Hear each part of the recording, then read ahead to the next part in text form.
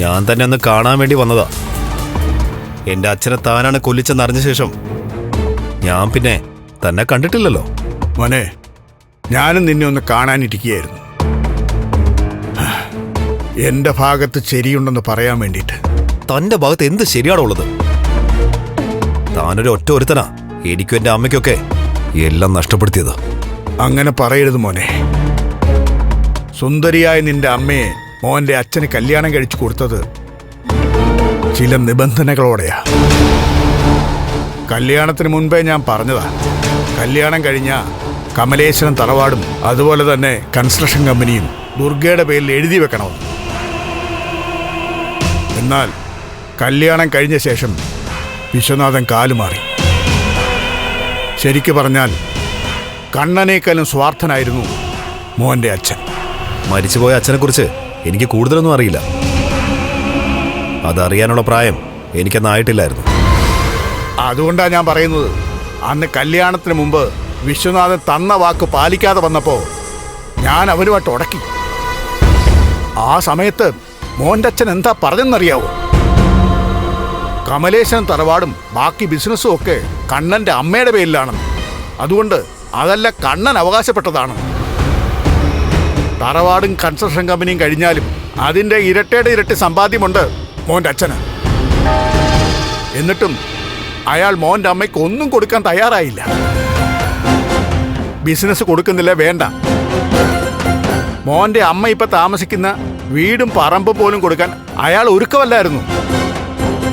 അതിൻ്റെ പേരിൽ ഞങ്ങൾ തമ്മിൽ ശക്തമായ ഉടക്കുണ്ടായി. ഞാൻ മോൻ്റെ അച്ഛൻ്റെ ഷർട്ടിൽ കയറി പിടിച്ചു. അതോടെ അടുത്ത ദിവസം മുതൽ കമ്പനിയിൽ വരണ്ടെന്ന് വിശ്വനാഥൻ എൻ്റെ മുഖത്ത് നോക്കി പറഞ്ഞു.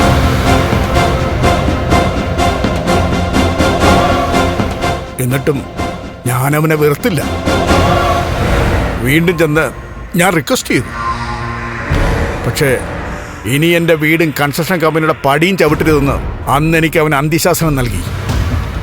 അതോടെ എനിക്കും പകയായി. അങ്ങനെ മോൻ്റെ അച്ഛന് ഞാൻ കൊട്ടേഷൻ കൊടുത്തത്. നിങ്ങൾ പറയുന്ന മാത്രം എനിക്ക് വിശ്വസിക്കാൻ പറ്റില്ലല്ലോ. എൻ്റെ മോൻ്റെ അച്ഛൻ്റേത് രണ്ടാം ഘട്ടമായിരുന്നു. എന്നാൽ ദുർഗയുടേത് അങ്ങനെ ആയിരുന്നില്ല. അന്ന് അവൾക്ക് വലിയ സാമ്പത്തികമൊന്നും ഇല്ലെങ്കിലും കണ്ണഞ്ചിപ്പിക്കുന്ന സൗന്ദര്യമുണ്ടായിരുന്നു നിന്റെ അമ്മയ്ക്ക്.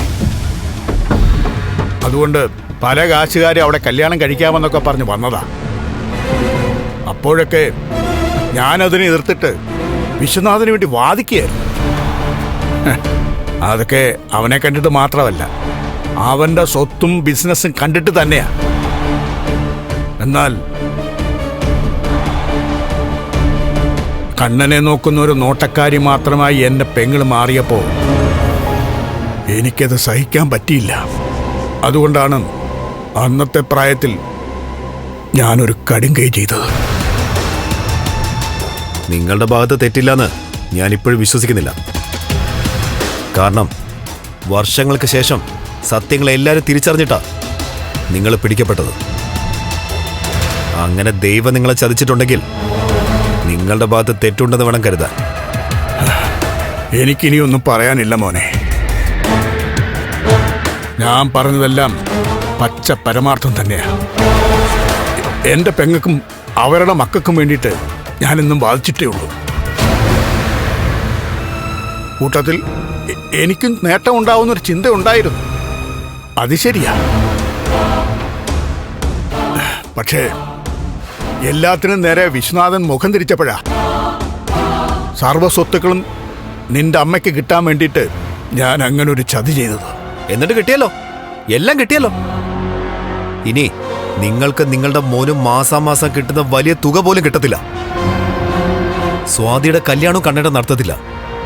അറിയാം മോനെ, ആ ഷോക്കിൽ എല്ലാം നഷ്ടപ്പെട്ടതുപോലെയാണ് ഞാൻ കിടക്കുന്നത്. നിങ്ങൾക്കിവിടെ കിടന്നാൽ മതി. നിങ്ങൾ കാരണം നിങ്ങളുടെ കുടുംബത്തിന് മാത്രമല്ല, എനിക്കും എൻ്റെ അമ്മയ്ക്കുമാണ് എല്ലാം നഷ്ടപ്പെട്ടത്. ആകെ കൂടെ ഉണ്ടായിരുന്ന കുറച്ച് ഭാര്യ വീട്ടിലെ സ്വത്തായിരുന്നു. ഇനിയിപ്പോ പ്രതാപചന്ദ്രൻ എന്ന കൂട്ടുകക്ഷിക്ക് കേസ് മാന്യമായിട്ട് നടത്തണമെങ്കിൽ ഉള്ളതെല്ലാം വിറ്റ് തുളയ്ക്കണമല്ലോ. അങ്ങനെ അതും പോയി കിട്ടി. അമ്മാവനും അമ്മായച്ചനും എന്റെ ഭാവി തൊലച്ചു. അതില് നന്ദിയുണ്ട് കേട്ടോ.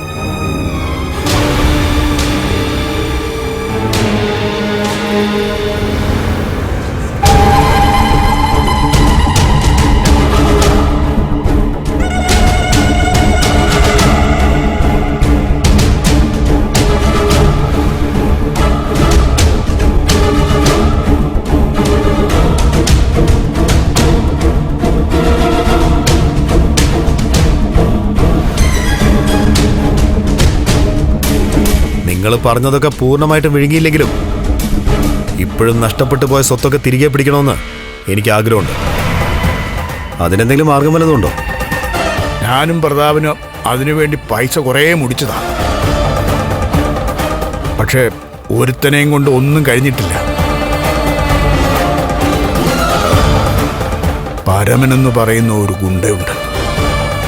അവനെ കണ്ടു കഴിഞ്ഞാൽ നീ ആഗ്രഹിക്കുന്ന പോലെ എന്തെങ്കിലുമൊക്കെ നടക്കും മോനെ. അയാളുടെ നമ്പറുണ്ടോ?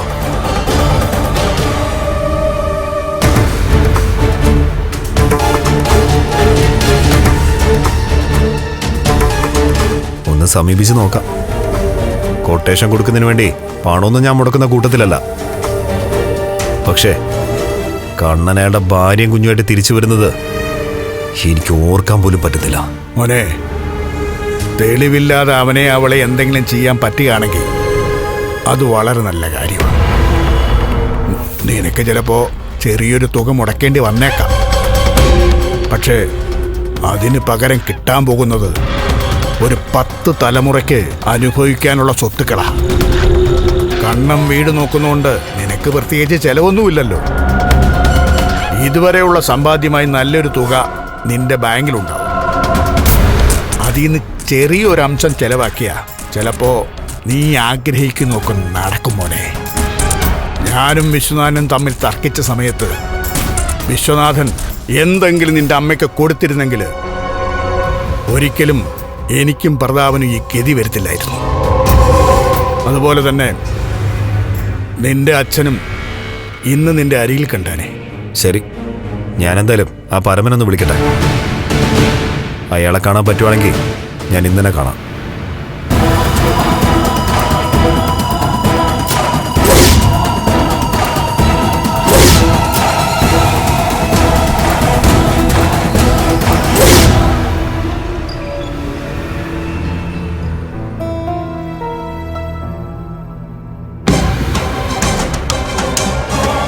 ഒന്ന് പിടിച്ചേ, ഒന്ന് പിടിക്കട.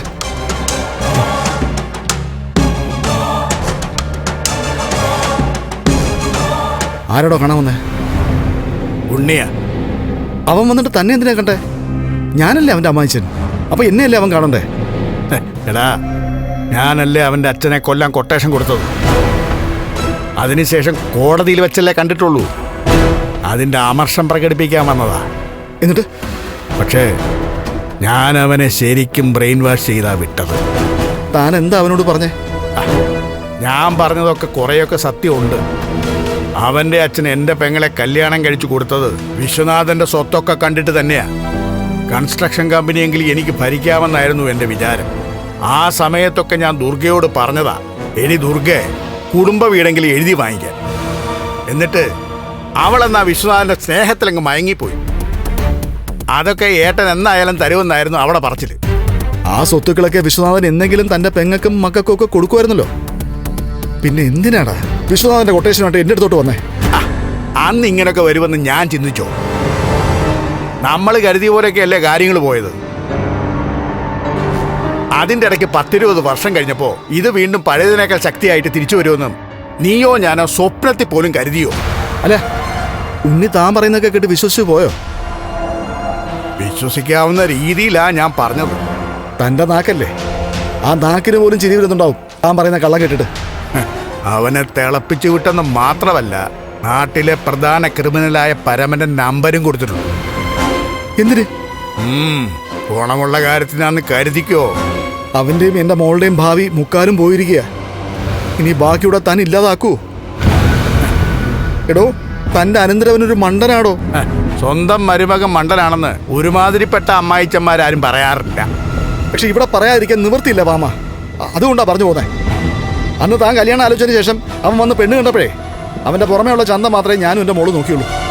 ഓ, അവനൊരു 1.5 പിശക്കരാണെന്ന് താനും പറഞ്ഞില്ലല്ലോടോ.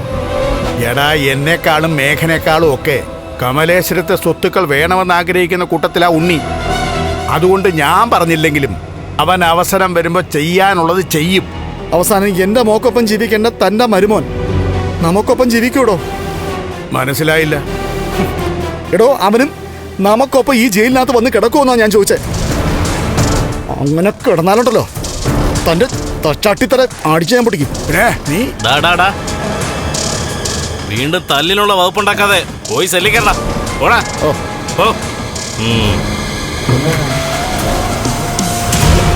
ഒരു സമയത്ത് ഞാൻ കുറെ വിളഞ്ഞതാ സാറേ. അതിനിടയ്ക്കാ ആ മാർക്കോ എന്ന് പറയുന്നവൻ ഉദയം ചെയ്തത്. അതിനുശേഷം പിന്നെ അവന്റെ ഭരണം ഇവിടെ നടക്കുന്നേ. അവനൊട്ട് ഗുണ്ടായുസത്തിലൂടെ 10 പൈസ ഉണ്ടാക്കത്തുമില്ല, മറ്റുള്ളവരെ കൊണ്ടുണ്ടാക്കാൻ സമ്മതിക്കത്തുമില്ല. അവനെ എല്ലാവർക്കും ഭയം. ഒരവസരം കാത്ത് നടക്കുക ഞാൻ അവനെ കൊത്തി വലിക്കാനായിട്ട്. തെളിവില്ലാതെ ഞാൻ പറയുന്ന കാര്യം സാധിച്ചു തരാൻ പറ്റുമോ? അതിന് തൽക്കാലം എന്നെ കൊണ്ട് പറ്റില്ല. എന്നാ അതിന് പറ്റിയൊരാള് എന്റെ കസ്റ്റഡിയിലുണ്ട്. ആയുധം ഉപയോഗിച്ച് ഒരുത്തനെ കൊല്ലുന്നതിനേക്കാൾ നല്ലത് ബുദ്ധി ഉപയോഗിച്ച് കൊല്ലുന്നത് സാറേ. സാറിന്റെ വീട്ടിനകത്ത് ആളില്ലാത്തൊരു സമയം പറഞ്ഞാൽ മതി, ഞാൻ പറഞ്ഞ ആളെയും കൂട്ടിയെത്താം. അത് ഇന്നെങ്കിൽ ഇന്ന് തന്നെ. ശരി, എന്നാ ഞാൻ വിളിക്കാം.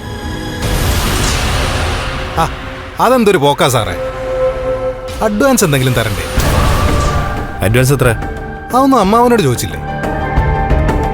ഒരു 50,000 രൂപ വേണം. എന്റെ മൊബൈലിലോട്ട് ഇട്ടാ മതി. അതൊക്കെ തെളിവല്ലേ? ക്യാഷ് ആയിട്ട് തരുന്നല്ലേ നല്ലത്. ആ, മതി. അങ്ങനെയാണെങ്കിലേ സാറ് നേരെ ATM കൗണ്ടറിലോട്ട് വണ്ടി വിട്ടോ, ഞാൻ പിന്നാലെ ഉണ്ടാവും. ശരി ശരി.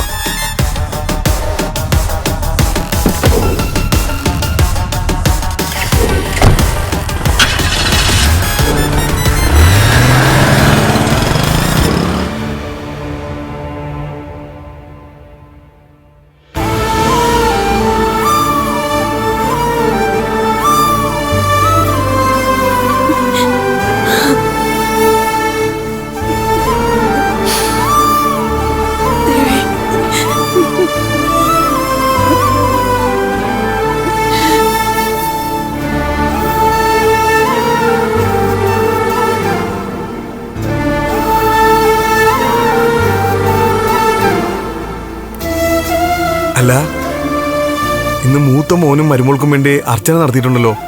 എന്തു പറ്റി? പത്രത്തിലും ടിവിയിലൊക്കെ വാർത്ത വന്നായിരുന്നല്ലോ വിശ്വേട്ടന്റെ മരണത്തെപ്പറ്റി. എന്നിട്ട് തിരുമേനിയൊന്നും അറിഞ്ഞില്ലേ? എല്ലാം അറിഞ്ഞു. കുറച്ചു ദിവസം ഈ അമ്പലത്തിൽ വരുന്നവരും പോണവരും ഒക്കെ അതേപ്പറ്റി തന്നെ ആയിരുന്നു ചർച്ച. ആങ്ങളെ തന്നെ പെങ്ങളുടെ കെട്ടുതാലി അറുത്തൂല്ലേ?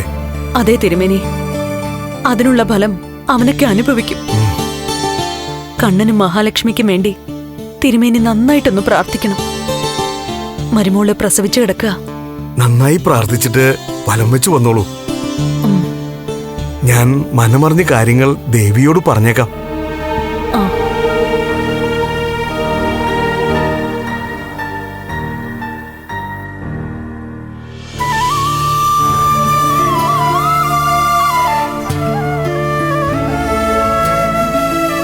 ഭഗവതി, എന്റെ സകല തെറ്റുകളും പൊറുക്കണേ. ഞാൻ ഈ നടയിൽ വന്നു നിന്ന് എന്റെ മൂത്ത മോനും മരുമോളും തകരാൻ വേണ്ടിയിട്ട് ഒരുപാട് പ്രാർത്ഥിച്ചിട്ടുള്ളത്. അതിനൊക്കെ എന്നോട് പൊറുക്കണേ അമ്മ.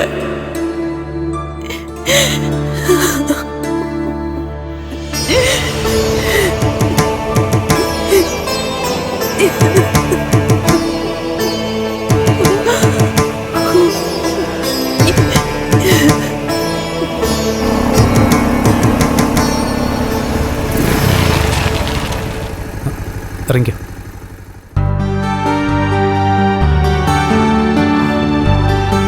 ഭഗവതി,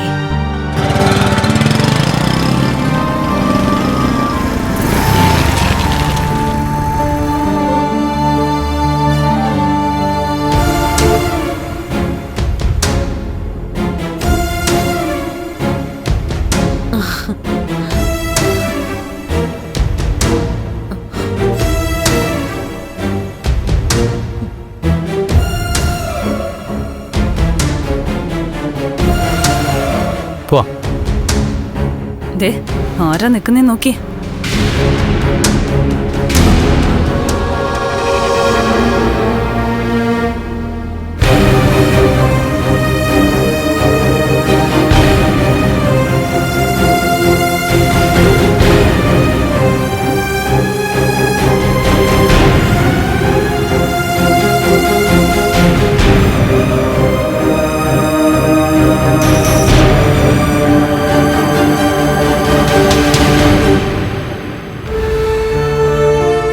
മോളെ, കണ്ണനും ലക്ഷ്മിക്കും അതുപോലെ തന്നെ മോൾക്കും സാഗറിനും വേണ്ടിയിട്ട് ഞാൻ അർച്ചനയും വഴിപാടും ഒക്കെ കഴിച്ച് പുറത്തേക്ക് ഇറങ്ങിയപ്പോഴാ നിങ്ങൾ വന്നത്. ഞങ്ങളൊക്കെ എത്രയും പെട്ടെന്ന് ഞങ്ങളുടെ അച്ഛനോടൊപ്പം ചേരണമെന്നാണോ അമ്മ പ്രാർത്ഥിച്ചത്? ഞങ്ങൾക്കൊക്കെ വേണ്ടി ദേവിയുടെ മുന്നിൽ ആത്മാർത്ഥമായിട്ട് പ്രാർത്ഥിക്കാൻ അമ്മയ്ക്ക് കഴിയും. വിശ്വേട്ടന്റെ കൊലപാതകം എന്നെ എത്രമാത്രം തളർത്തിയെന്ന് ഞാൻ എല്ലാവരോടും പറഞ്ഞതാ. അങ്ങനെ എന്റെ അച്ഛന്റെ മരണം അമ്മയെ തളർത്തിയിരുന്നെങ്കിൽ അച്ഛന്റെ മരണശേഷം അമ്മ നേർവഴിക്ക് ചിന്തിച്ചേനെ. എന്നെ ഉണ്ണിയേട്ടനെയൊക്കെ നല്ലത് പറഞ്ഞു വളർത്തിയേനെ. അങ്ങനെയെങ്കിൽ അരയ്ക്ക് താഴോട്ട് തളർന്ന കണ്ണേട്ടിന് മരുന്ന് മാറ്റിക്കൊടുത്ത് വീണ്ടും തളർത്താനും അമ്മ ശ്രമിക്കില്ലായിരുന്നു. മോളെ, മോളുടെ അച്ഛൻ മരിക്കുമ്പോ നിങ്ങൾ എല്ലാവരും കുട്ടികളാ, കണ്ണൻ ഉൾപ്പെടെ. ആ സമയത്ത് എന്തിനും ഏതിനും എനിക്ക് സഹായമായിട്ട് വന്നത് മോളുടെ അമ്മാവനാ. അന്ന് അയാള് പറയുന്നത് എന്റെ നന്മയ്ക്ക് വേണ്ടിയാണെന്ന് എനിക്ക് തോന്നി. അവിടെയാ ഞാൻ പതറിപ്പോയത്. അങ്ങനെ പെട്ടെന്ന് ജയിലിൽ കിടക്കുന്ന ആ ദുഷ്ടന്റെ തലയിലേക്ക് എല്ലാ കുറ്റവും ചുമത്തിയിട്ട് അമ്മ രക്ഷപ്പെടാൻ ശ്രമിക്കണ്ട.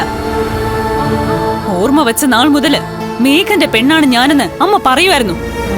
അങ്ങനെയാ ഞാൻ അവനെ സ്നേഹിച്ചത്. എന്നിട്ടെന്റെ കല്യാണത്തിന് മുമ്പ് തന്നെ അവൻ പല പെൺകുട്ടികളുമായിട്ട് ബന്ധം കൂടി. അതിലവനൊരു കുഞ്ഞ് ജനിച്ചതിന് ശേഷമാ എന്റെ കഴുത്തിൽ താലി കെട്ടിയത്. ഈ സത്യമൊക്കെ അറിഞ്ഞതിന് ശേഷം അമ്മ എന്താ ചെയ്തത്?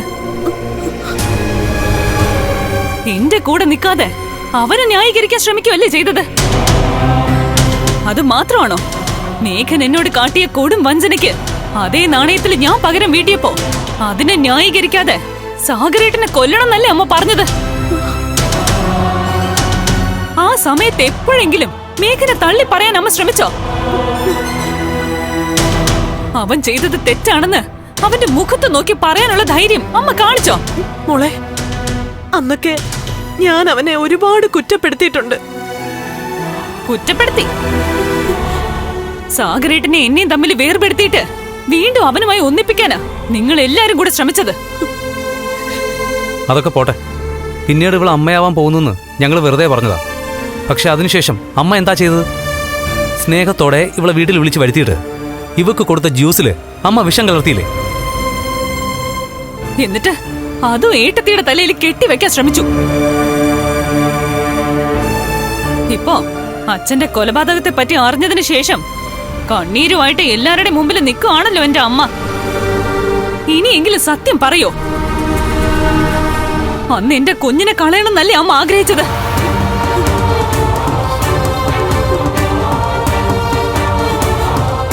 എന്താ അമ്മയൊന്നും മിണ്ടാത്തെ? ശരിയാ മോളെ, അന്ന് അങ്ങനെ ഒരു ആഗ്രഹം എനിക്കുണ്ടായിരുന്നു. അതിനുവേണ്ടി ഞാൻ തെറ്റ് ചെയ്തിട്ടുണ്ട്. അമ്പലനടയിൽ വെച്ച് ഇപ്പോഴെങ്കിലും സത്യം സമ്മതിച്ചല്ലോ. ദേ, ഒരു കാര്യം ഞാൻ പറയുവാ. എന്റെ വീട്ടുപടിക്കൽ പോലും അമ്മ വരുന്നത് എനിക്ക് ഇഷ്ടമല്ല. മോളെ, കണ്ണേട്ടനോട് ഞാനും സാഗരേട്ടനും ഒരുപാട് തവണ പറഞ്ഞതാ, അമ്മയുടെ സ്നേഹം ഒരിക്കലും വിശ്വസിക്കരുത്, അമ്മയ്ക്ക് ഒരിക്കലും മാറാൻ കഴിയില്ലെന്ന്. സ്നേഹം കാട്ടിയിട്ട് ഇപ്പൊ കണ്ണേട്ടന് ഇഷ്ടപ്പെട്ട ഭക്ഷണമൊക്കെ അമ്മ ഉണ്ടാക്കി കൊടുക്കുന്നുണ്ട്. കണ്ണേട്ടൻ അതൊക്കെ ഒരു സംശയവും കൂടാതെ കഴിക്കുന്നുമുണ്ട്. പക്ഷേ അമ്മയുടെ മനസ്സ് എപ്പോഴാ മാറുന്നേന്ന് പറയാൻ പറ്റില്ല. അയ്യോ, കണ്ണേട്ടൻ അമ്മയെ പൂർണ്ണമായിട്ടും വിശ്വസിക്കുന്ന സമയത്തായിരിക്കും അമ്മ ഭക്ഷണത്തിൽ വിഷം കലർത്തുന്നത്. മഞ്ജു, കണ്ണേട്ടനെ കൊല്ലാൻ.